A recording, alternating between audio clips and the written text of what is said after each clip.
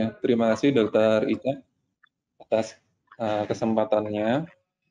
Selamat pagi kepada Bapak Ibu, teman sejawat, baik tenaga medis, non medis yang menyaksikan webinar ini. Terima kasih juga untuk Cochrane Indonesia yang sudah mengundang saya dan memberikan materi bagaimana manifestasi klinis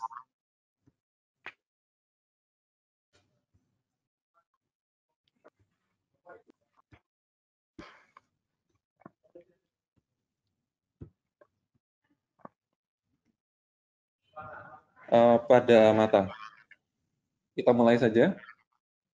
Bisa jelas ya Dr. Ica dan hadirin? Bisa, ya. Untuk slide-nya apakah tampak semuanya full? Halo Cak, halo Dr. Ica. Jelas. Ya, oke. Objektif dari webinar ini adalah untuk meningkatkan awareness dan awareness dari masyarakat dan untuk juga mungkin bisa menurunkan ansietas publik dan tujuan kedua adalah untuk mengupdate bagaimana temuan-temuan oftalmologi terkait COVID-19. Jurnal yang utama, nanti ada beberapa jurnal juga, tambahan sedikit. Yang utama akan kita bahas dari JAMA Ophthalmology. Berikut adalah jurnal Brief Report. Merupakan karakteristik ocular finding pasien COVID-19 di Provinsi Hubei, China. Tujuan dari jurnal ini adalah untuk menginvestigasi manifestasi okular dan adanya virus pada konjungtiva pasien yang terdiagnosis COVID-19.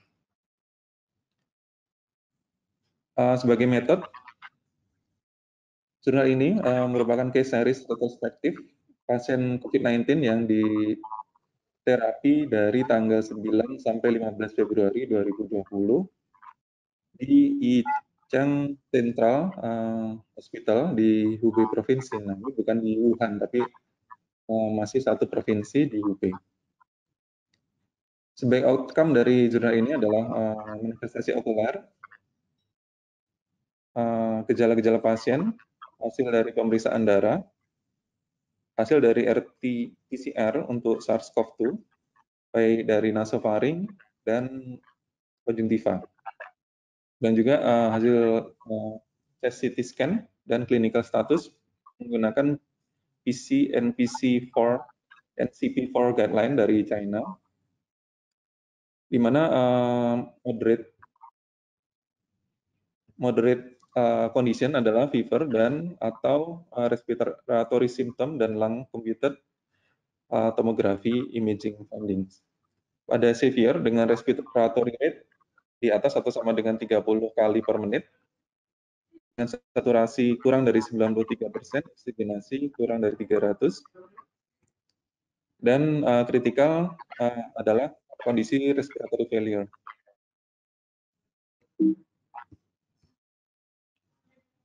Dari penelitian ini, ada 12 dari 38 pasien yang mengalami dan menunjukkan gejala pada okular.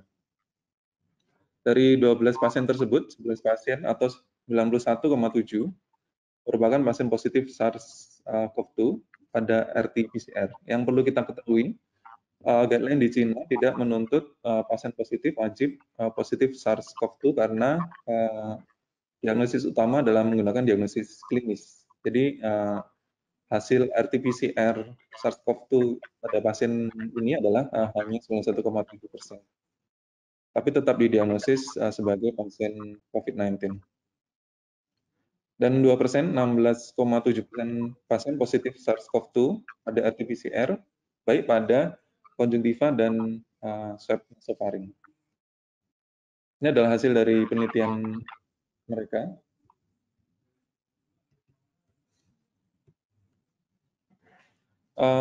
Di mana tidak terdapat perbedaan pada umur dan jenis kelamin,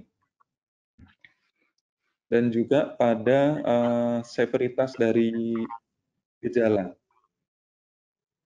Walaupun nanti penulis jurnal ini mengungkapkan bahwa pada pasien dengan ocular symptom yang memiliki ocular symptom itu terdapat lebih banyak atau lebih buruk gejalanya, walaupun secara statistik tidak signifikan. Pada penelitian ini ditemukan angka leukosit lebih tinggi pada pasien-pasien yang memiliki ocular symptom. Kemudian rasio white blood cell to lymphocyte count itu juga lebih tinggi pada pasien dengan ocular symptom.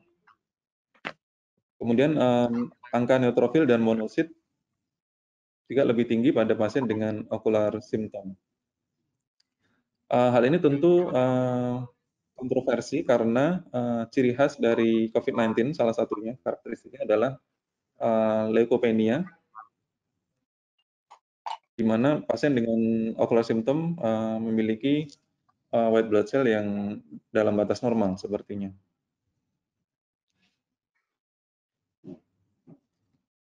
Kemudian pada PCT dan CRP juga terdapat perbedaan di mana sedikit lebih tinggi dan bermakna secara statistik pada pasien yang memiliki gejala-gejala okular dan juga pada LDH. Sedangkan pada parameter lain dari darah tidak didapatkan hasil yang berbeda bermakna secara statistik.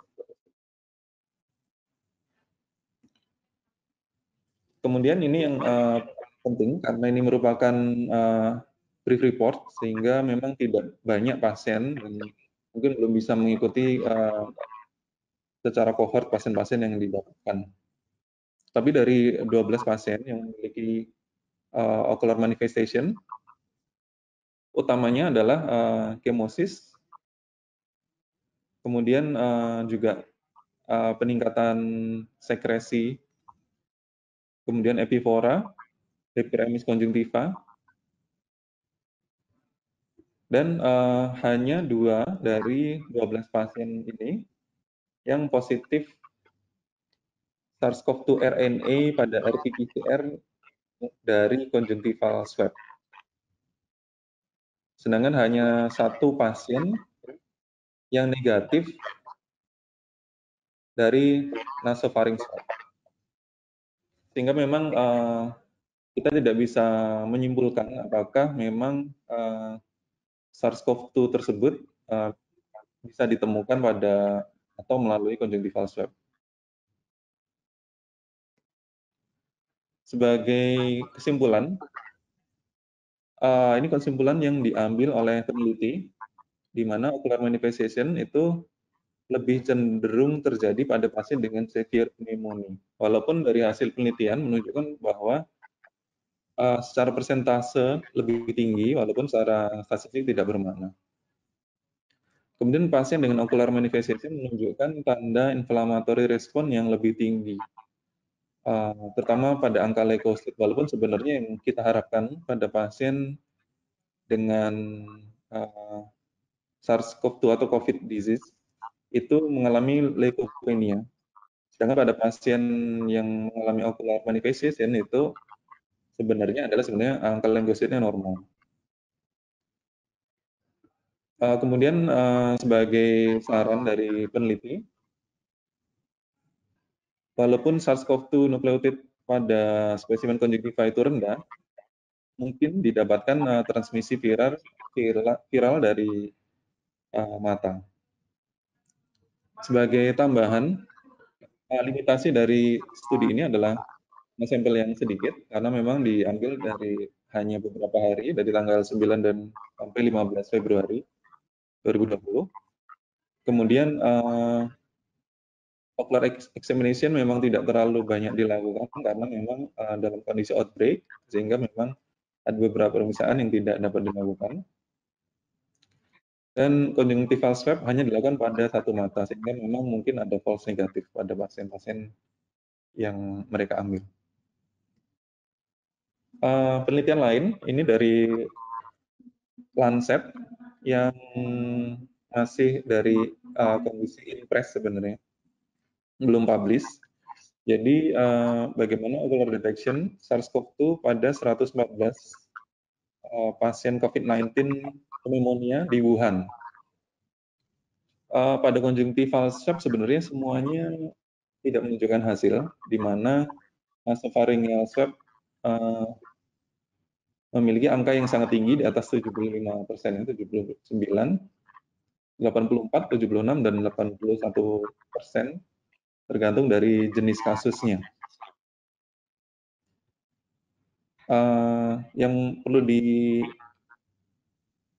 adalah memang di Cina tidak semuanya wajib harus positif melalui RT-PCR karena mostly menggunakan diagnosis klinis.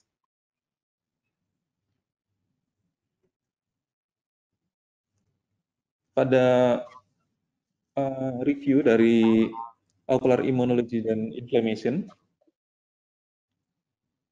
di sini dari studi-studi hewan ditemukan bahwa pada hewan yang terinfeksi atau di laboratorium yang diinfeksi oleh SARS-CoV-2 itu ditemukan adanya kondisi konjungtivitis, anterior uveitis, retinitis, dan optik neuritis. Ini pada model cadaverin dan murin. Tapi belum ditemukan hasil penelitian yang menemukan apakah terdapat konjungtivitis, anterior uveitis, retinitis, dan optik neuritis pada manusia. Ini masih model pada hewan. Ini dari jurnal Medicine dan Farmakologi. Memang konjungtivitis atau